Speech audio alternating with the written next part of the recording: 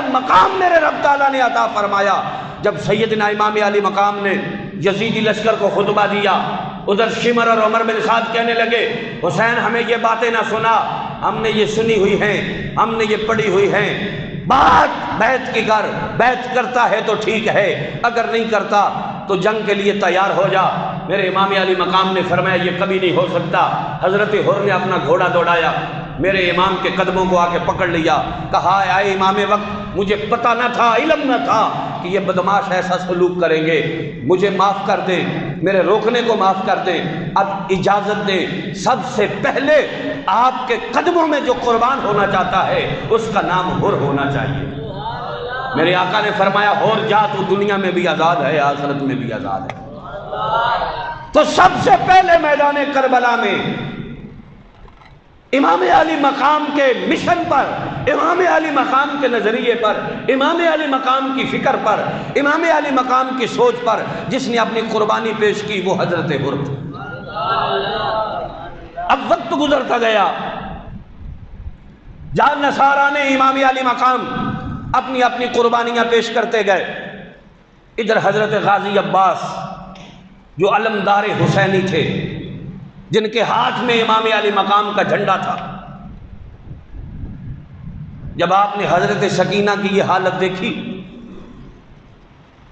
کہ امام علی مقام کی یہ ننھی کلی مرجھا رہی ہے، زبان سوکھ کے کانٹے کی طرح ہو گئی، تو حضرت غازی عباس آپ امام علی مقام کی خدمت میں حاضر ہوئے، آ کے کہنے لگے آقا سب کچھ برداشت تھا مگر سکینہ کی پیاس مجھ سے برداشت نہیں ہوتی، مجھے اجازت دے کہ میں سکینہ کے لیے پانی لے کے آؤں۔ میرے امام علی مقام نے فرمایا عباس تو جانتا ہے تو میری فوج کا علمبردار ہے، تیرے ہاتھ میں میرا جھنڈا ہے، تو میرا بھائی ہے، بھائی بھائیوں کے بازو ہوتے ہیں۔ میرے عارف کھڑی کہتے ہیں باپ مرن سر ننگا ہوئے، باپ مرن سر ننگا ہوئے، ویر مرن کنڈ خالی، ماما باج محمد بخشا کون کرے رکھوالی۔ فرمایا بھائی بھائیوں کی پشت بھاری کرتے ہیں، بھائی بھائیوں کے بازو ہوتے ہیں، اے عباس تو میرا بھائی ہے، تو میری فوج کا علمبردار ہے۔ حضرت غازی عباس کہنے لگے کہ آقا اب مجھ سے رہا نہیں جاتا، میں ام البنین کا بیٹا ہوں، یہ اس ماں کے بیٹے تھے کہ جس ماں نے اپنے بچوں کی تربیت یہ کی تھی کہ کبھی یہ نہ مت سمجھنا کہ ہم اولاد فاطمہ کے بھائی ہیں، انہیں جب بھی بلانا اپنا آقا کہہ کے بلانا، انہیں اپنا مولا کہہ کے بلانا، بیٹے تم بھی علی کے ہو، بیٹے وہ بھی علی کے ہیں، مگر یاد رکھو تم میں اور ان میں فرق یہ ہے کہ وہ نبی کی بیٹی کے بیٹے ہیں، وہ نبی کی بیٹی کے بیٹے ہیں، کبھی ان سے برابری نہ کرنا، کبھی ان سے تقابل نہ کرنا، یہ ماں کی تربیت کا اثر تھا۔ کہا میری ماں نے مجھے یہ تربیت دی ہے کہ جب فاطمہ کے بچوں پہ مشکل وقت آئے تو اپنا خون کا آخری قطرہ بھی ان کے قدموں پہ بہا دینا، تیری زندگی میں حسین کی آنکھ میں آنسو نہ آئے، حسن کی آنکھ میں آنسو نہ آئے، آل رسول کو تیری زندگی کے اندر کوئی آنچ نہ آئے، کوئی تکلیف نہ آئے۔ تو آقا آج مجھ سے دیکھا نہیں جاتا، سکینہ کی پیاس مجھ سے برداشت نہیں کی جاتی، آپ دیکھیں نا سکینہ کی حالت غیر ہو رہی ہے، اس کا حال کیا ہے۔ میرے امام علی مقام نے جب حضرت غازی عباس کے بار بار اس اصرار کو دیکھا تو میرے امام نے فرمایا عباس تجھے میں آپ رخصت کروں۔ میرے امام نے گھوڑے کی رکاب تھامی، غازی عباس کو اوپر سوار کیا، کہا جا بھائی الامان فی امان اللہ، شاءاللہ کوئی پردیس نہ تھیوے تے ککھ جنہ تھی بھارے ہو، او گلیاں دے وچ پھرن نمانے لالاں دے ونجارے ہو، اور ان سے بڑا لالوں کا ونجار اور کون ہوگا۔ یہی تھے اصل لالوں کے ونجار کہ جو مطالبہ کرتے تو جنت سے جوڑے بھی آ جاتے، جو نانا محمد عربی کی گود میں کھیلتے، جو امام الانبیاء کی زلفوں سے کھیلتے، جو اپنے نانے کی زبان کو چوسا کرتے تھے، آج اس میدان کارزار میں، آج اس میدان کرب و بلا کے اندر وہ رسول اللہ کی آل، وہ رسول اللہ کی آل، وہ امام الانبیاء کے نواسے، وہ امام الانبیاء صلی اللہ علیہ وسلم کا گھرانہ وہ رسول اللہ صلی اللہ علیہ وسلم کی اولاد، میری نبی کی بیٹی کے بیٹے، وہ حضور صلی اللہ علیہ وسلم کے نواسے، کس حال کے اندر میدان کرب و بلا کے اندر کتنے ظلم، کتنے تشدد، کتنی بربریت برداشت کرنے کے باوجود اپنے قدموں پہ ثابت ہیں اور نانے کے دین کے احیاء اور اس کی بقا کے لیے اپنی قربانیاں دے رہے ہیں اور بخوشی قبول کر رہے ہیں، اور ایک سے بڑھ کر ایک آگے جا رہا ہے، ایک سے بڑھ کر ایک جان نثار جو ہے وہ آگے جا رہا ہے، اور آج اس اپنی جان کا نذرانہ پیش کرنا وہ اپنے لیے سعادتوں کا باعث سمجھتا ہے اور دارین کی کامیابیوں کا سبب سمجھتا ہے۔ حضرت غازی عباس آپ کہتے ہیں مولا آقا آپ مجھے جانے دیں، میں پاؤں پکڑتا ہوں، میں نے آج تک آپ سے کچھ نہیں مانگا، ساری زندگی بھائی بن کے نہیں غلام بن کے بسر کی ہے، ساری زندگی میرے دل میں کبھی یہ بات نہیں آئی کہ میں حسین کا بھائی ہوں۔ میں نے جب بھی سوچا ہے، میری ماں نے جب بھی مجھے سکھایا اور پڑھایا ہے، یہی بتایا ہے کہ عباس کبھی یہ مت سوچنا کہ حسن حسین کی ہم برابر ہے، نہیں، تم ام البنین کے بیٹے ہو، وہ سیدہ زہرا کے بیٹے ہیں، ہمیشہ ان کا غلام اور خادم بن کے رہنا ہے۔ تو آج یہ سوال کرتا ہوں اور التجا کرتا ہوں اور آپ کے در پر منگتا اور بھیکاری بن کر یہ خیرات اور بھیک مانگتا ہوں کہ آپ مجھے اجازت دے دیں تاکہ میں جاؤں اور سکینہ کے لیے پانی لاؤں۔ میرے امام نے جب حضرت غازی عباس کا یہ ذوق، یہ جذبہ، یہ ولولہ اور یہ وارفتگی دیکھی تو میرے امام نے حضرت غازی عباس کو رخصت کیا۔ الامان فی امان اللہ۔ حضرت غازی عباس نے مشکیزہ کندھے پہ لہرایا، کندھے پہ رکھا اور تلوار ہاتھ میں پکڑی اور فرات کی طرف آپ نے گھوڑا دوڑایا۔ یزیدی لشکر کے جو ملعون آپ کے سامنے آتے، گاجر اور مولی کی طرح آپ انہیں کاٹ کے رکھ دیتے۔ جو بھی آپ کے سامنے آیا علی کے بیٹے نے اس کے پرخچے اڑا دیے، اور یزیدی لشکر میں عجیب سی بھگدڑ مچ گئی، کیونکہ آج میدان کارزار میں علی کا بیٹا اترا ہوا تھا، شیر خدا کا لخت جگر اترا ہوا تھا، مولا علی المرتضیٰ کا نور نظر اترا ہوا تھا۔ حضرت غازی عباس رضی اللہ تعالی عنہ آپ اس فرات کے کنارے پہ پہنچے، مشکیزہ بھرا، اسے کندھے پہ رکھا، پھر پانی کا چلو بھرا، اسے منہ کے قریب کیا۔ جب لبوں کے قریب آیا تو دل میں خیال آیا عباس ابھی سکینہ تو پیاسی ہے، ابھی پانی سکینہ تک تو نہیں گیا، تو پہلے پیے گا۔ اتنا خیال جو دل میں آیا تو پانی کا وہ چلو دریا میں پھینک دیا، اس نہر میں پھینک دیا اور کہا عباس جب تک سکینہ پانی نہیں پیے گی تو بھی پانی نہیں پیے۔ پھر آپ نے مشکیزہ کندھے پہ رکھا اور وہاں سے اپنی سواری پہ سوار ہوئے، واپس خیموں کی طرف آنے لگے۔ یزیدی لشکر میں ایک آواز بلند ہوئی، شمر کہنے لگا اور عمر بن سعد نے کہا، اور یزیدی لشکر کے لوگ جو تھے وہ آوازیں کسنے لگے کہ پانی آل رسول کے خیموں تک نہ پہنچے۔ چاروں طرف سے یزیدیوں نے حملہ کیا۔ میرے علی کے لال نے جو بھی یزیدی سامنے آیا اس کے ٹکڑے کر کے رکھ دیے۔ جنگ کرتے کرتے، لڑائی کرتے کرتے ایک ملعون آگے بڑھا، اس نے آپ کے کندھے پہ تلوار ماری، آپ کا کندھا کٹ گیا، بازو اتر گیا۔ آپ نے دوسرا ہاتھ آگے کیا، مشکیزے کو پکڑا تو دوسرے کندھے پہ رکھ لیا۔ پھر ایک مردود آگے بڑھا، اس نے اس کندھے پہ تلوار ماری، آپ کا وہ بازو بھی کٹ گیا۔ آپ نے مشکیزہ اپنے دانتوں میں دبا لیا اور گھوڑے اپنی سواری کو دوڑایا کہ جلدی سے پانی لے کر میں خیموں تک پہنچ جاؤں۔ وہاں عباس قیامت تک وفا تیرے طواف کرتی رہے گی، تیرے چکر کاٹتی رہے گی، تیرے نام پہ فخر کرتی رہے گی۔ جب مشکیزہ دانتوں میں دبایا اور خیموں کی طرف آپ نے اپنی سواری کو دوڑایا، پھر ایک ظالم نے تیر مارا، وہ مشکیزے سے آر پار ہو گیا اور سارے کا سارا پانی جو تھا وہ کربلا کی ریت کے اوپر بہہ گیا۔ ادھر حضرت غازی عباس کے پورے بدن پر یوں تیروں کی بارش یزیدیوں نے کی کہ پورے بدن کے اوپر تیر ہی تیر تھے۔ زخموں کی تاب نہ لاتے ہوئے حضرت غازی عباس رضی اللہ تعالی عنہ آپ اپنی سواری سے نیچے آئے۔ جب بندہ اوپر سے نیچے آتا ہے تو بازوؤں کا سہارا لیتا ہے، بازوؤں کی ٹیک لگاتا ہے، مگر جس کے بازو پہلے اتر چکے ہوں اس کی حالت کیا ہوگی؟ جب آپ میدان کرب و بلا میں سواری سے نیچے گرے تو امام علی مقام آپ دوڑ کے آئے اور ادھر حضرت غازی عباس نے حضرت آقا حسین کو آواز دی۔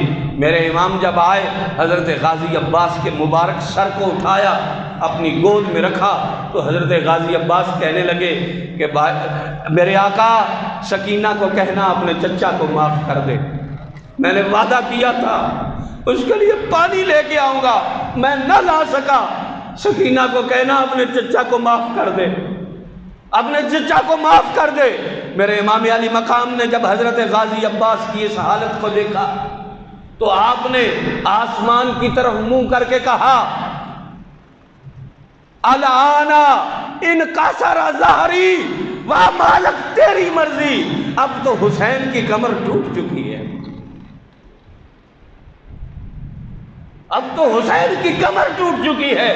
یہ وہ غازی عباس رضی اللہ تعالیٰ عنہ ہوتے۔ اتنی دیر گزری، میرے امام علی مقام حضرت غازی عباس کو اٹھا کے جب خیموں کے قریب گئے تو اندر سے اتنا خوبصورت نوجوان باہر نکل رہا تھا، ایسے لگتا تھا کہ جیسی اندھیری رات میں 14ویں کا چاند نکل آیا، تلوار اس کے کندھے پہ ہے۔ سامنے آیا حضرت شہزادہ علی اکبر، آگے کہا بابا مجھے اجازت دے میں جاؤں، میں ان ظالموں سے پوچھوں کہ میرے چچا غازی عباس نے تمہارا کیا بگاڑا تھا، میرے چچا غازی عباس نے تمہارا کیا نقصان کیا تھا، کیا بگاڑا تھا۔ میرے امام علی مقام نے فرمایا کہ بیٹا علی اکبر زین العابدین بیمار ہے، تو اپنے بھائی کے ساتھ جائے گا، مستورات ہیں، مدینے لے کے جانا ہے۔ حضرت شہزادہ علی اکبر بار بار اصرار کر رہے ہیں۔ میرے امام نے اپنے ہاتھوں سے اس قمر بنو ہاشم کے چاند کو، بنو ہاشم کے اس چاند کو روانہ کیا۔ حضرت شہزادہ علی اکبر میدان کرب و بلا میں پہنچے۔ جب آپ میدان کارزار میں گئے، یزیدی لشکر کی طرف سے جو بھی ملعون آتا حضرت شہزادہ علی اکبر اس کے ٹکڑے کر کے رکھ دیتے، اس کے پرخچے اڑا دیتے۔ وقت گزرتا گیا، اس طرح یزیدی فی النار ہوتے رہے۔ پھر ایک آوازہ بلند ہوا کہ یہ علی کے بیٹے کا بیٹا ہے، یہ علی کا پوتا ہے، اس کے مقابلے میں جو بھی جائے گا یہ اسے کبھی نہیں چھوڑے گا۔ چاروں طرف سے تیروں کی بارش شروع ہو گئی۔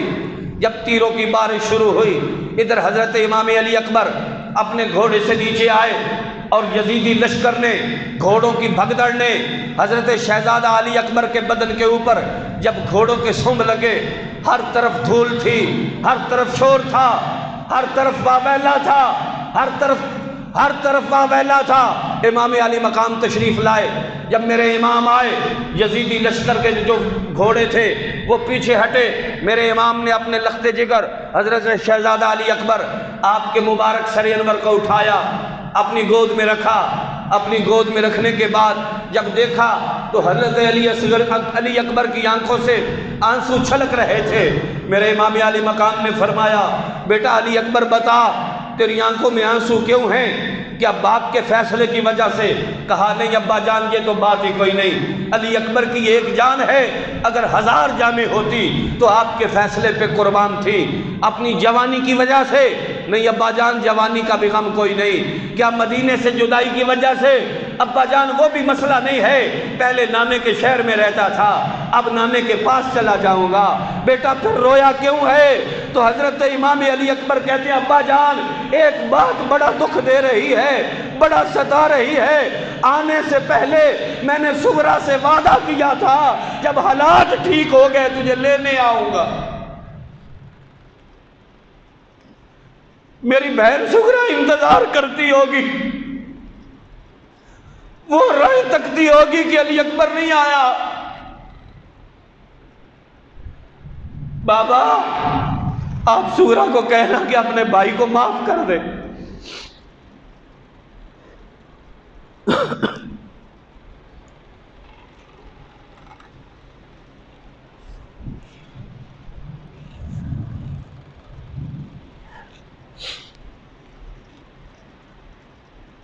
حضرت شہزادہ علی اکبر کی قربانی کے بعد یہ سلسلہ آگے چلتا رہا۔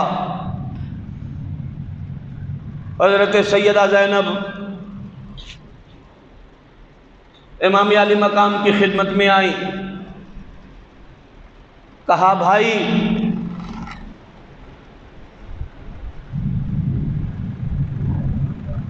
قیامت کے دن ایسا نہ ہو کہ یہ یزیدی کہیں کہ ہم نے علی اصغر کو دیکھا نہ تھا۔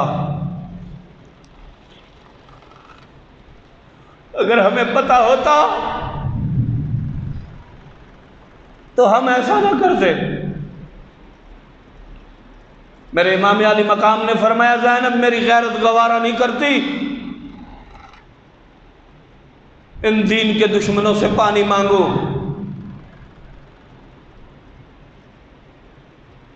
حضرت سیدہ شہربانو نے ہاتھ جوڑ لیے، کہا آقا آپ کا میرا نکاح حضرت عمر نے پڑھایا،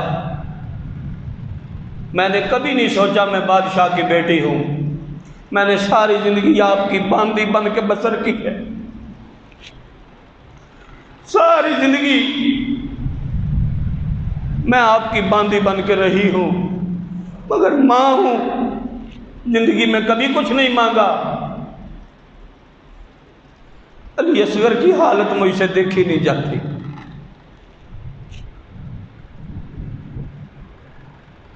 بڑوں کی بات اور ہے، علی اصغر تو بچہ ہے۔ میرے امام علی مقام نے اپنے لخت جگر حضرت علی اصغر کو اٹھایا، یزیدی سمجھنے لگے کہ حسین قرآن لے کے آ گیا صلح کے لیے۔ میرے امام علی مقام نے فرمایا عمر یہ مت سمجھنا کہ حسین پانی مانگنے آیا ہے، حسین پر پانی کا مقطرہ حرام ہے جو نانے کی شریعت چھوڑ کے ملے، اہتمام حجت کے لیے آیا ہوں، کہیں یہ جواز بھی تمہارے پاس نہ رہے کہ تم قیامت کے دن کہو کہ ہمیں تو علی اصغر کا پتہ نہ تھا۔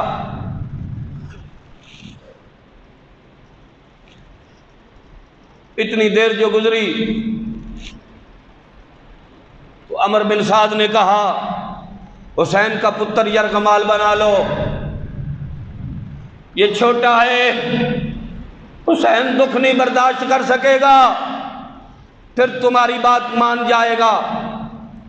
عمر نے حرملہ کی طرف اشارہ کیا، ظالم نے کمان میں تیر کسا، اسے چلایا، میرے امام کے بازو سے ہوتا ہوا معصوم علی اصغر کے حلق سے پار ہو گیا۔ میرے امام نے اس تیر کو کھینچا، خون کا فوارہ باہر نکلا، امام علی مقام نے ہاتھ کے چلو پہ رکھا، آسمان کی طرف منہ کر کے پھینکا، کہا واہ بے نیاز تیری مرضی، یہ ایک علی اصغر ہے، میرے ہزار ہوتے تو ایک ایک کر کے لیتا جاتا، حسین ایک ایک کر کے دیتا جاتا۔ قاسم و عباس دے کے بھی نہ سید ہاریا، تیرا دتا تینو دتا تیرے اتوں واریا، تیرا دتا تینو دتا، او کہو لوگو تیرا دتا تیرا دتا تینو دتا تیرے اتوں واریا، تیرا دتا تینو دتا، مولا تیرا دتا تینو دتا تیرے اتوں حشر تک آکھے گی دنیا کربلا والا حسین دین دا بانی بڑیاں، لا الہ والا دین کی بقا کا سبب بنا، لا الہ الا اللہ کی بقا کا سبب بنا، دین کے احیاء کا سبب بنا، دین دا بانی بڑیاں، لا الہ والا لا الہ والا۔ ہم ہائے حسین والے نہیں، ہم تو واہ حسین والے ہیں۔ حسینیت زندہ باد، حسینیت زندہ باد، حسینیت زندہ باد، یزیدیت مردہ باد، یزیدیت مردہ باد، حسینیت زندہ باد، حسینیت زندہ باد، حسینیت زندہ باد، حسینیت زندہ باد، یزیدیت مردہ باد، یزیدیت مردہ باد، تاجدار ختم نبوت زندہ باد، زندہ باد، تاجدار ختم نبوت زندہ باد، زندہ باد۔ اس کربلا کی تاریخ میں ایک قربانی ایسی بھی ہے، حضرت قاسم حضرت مولا حسن کے بیٹے، کہو سبحان اللہ۔ ہم جہاں مولا حسین کا ذکر کرتے ہیں وہاں مولا حسن کا ذکر بھی کرتے ہیں۔ اپنے چچا کی خدمت میں آئے، چچا مجھے اجازت دیں میں ذرا جاؤں اور ان یزیدیوں سے پوچھوں کہ بتاؤ میرے چچا نے تمہارا کیا بگاڑا ہے؟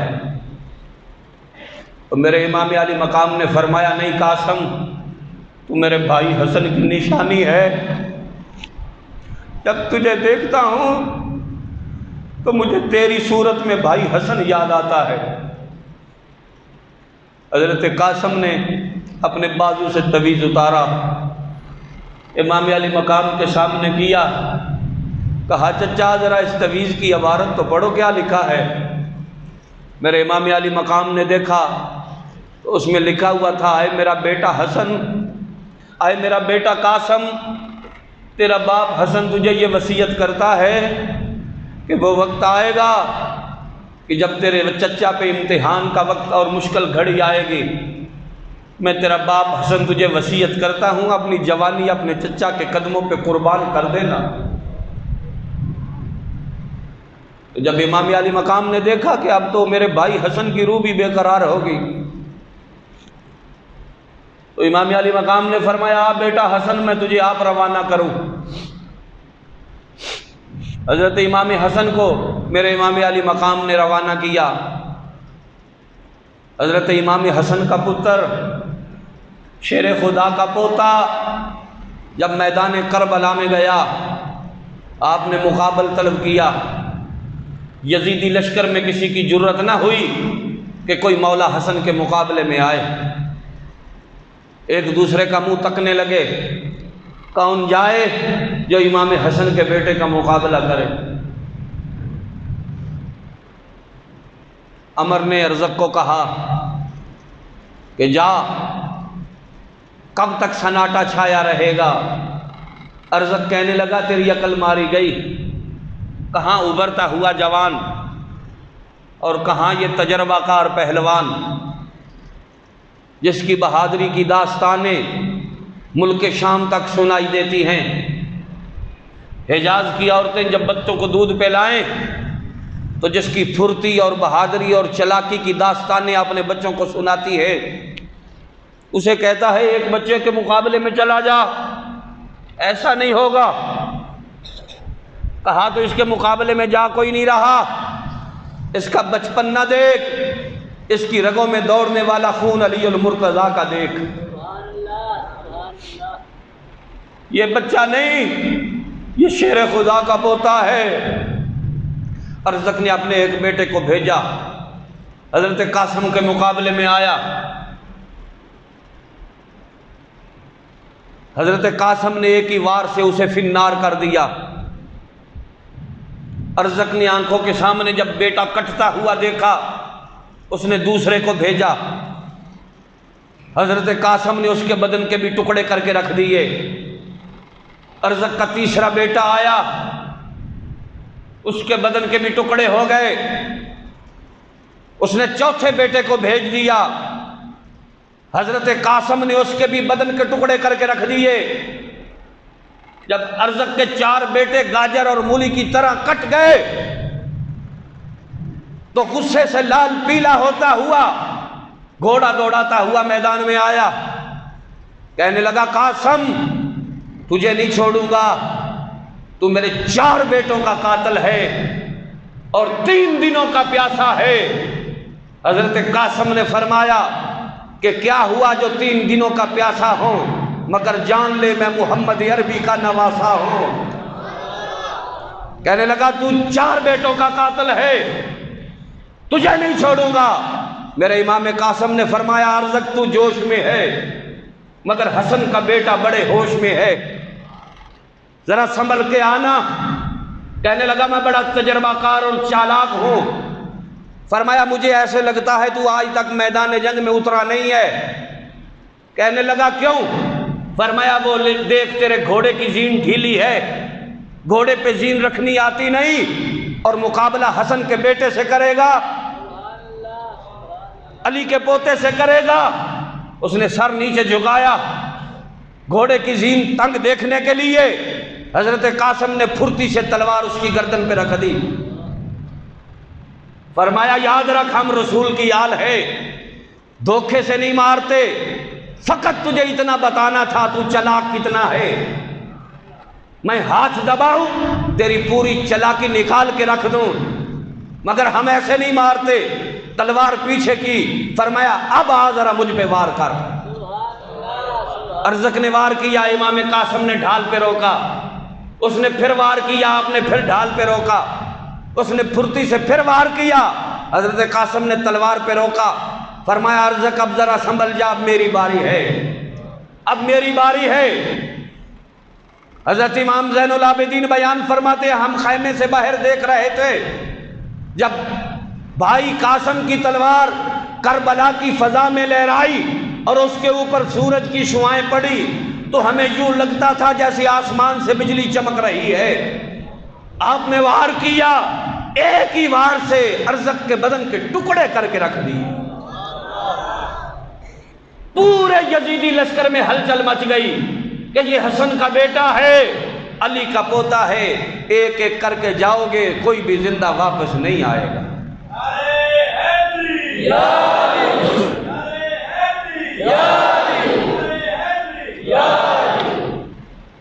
میرے بھائیوں، ہم اہل بیت آل رسول کی محکومیت بیان نہیں کرتے، ہم ان کی شجاعت اور بہادری بیان کرتے ہیں۔